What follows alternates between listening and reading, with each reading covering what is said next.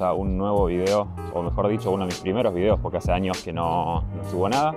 Estoy en Praga, son las 7 de la mañana, la calle está muy vacía, está nublado, lluvioso, y bueno, los que me conocen saben que yo hago fotos, así que este video no va a ser un video donde les voy a mostrar Praga en sí, turísticamente, sino que va a ser un point of view mostrando cómo saco algunas fotos en la ciudad. Así que bueno, vamos a eso.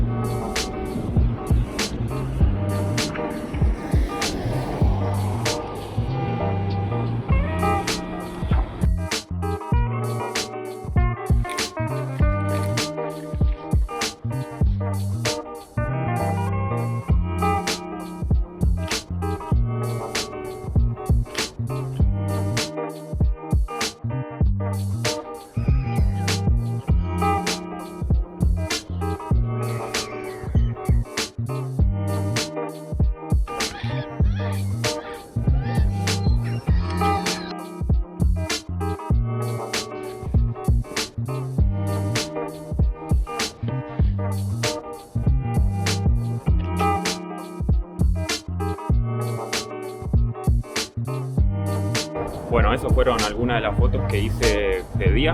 Ahora ya está atardeciendo, así que voy a tratar de hacer algunas fotos de noche.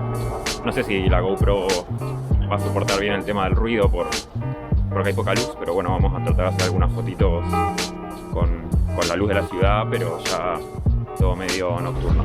Así que vamos a ver qué sale.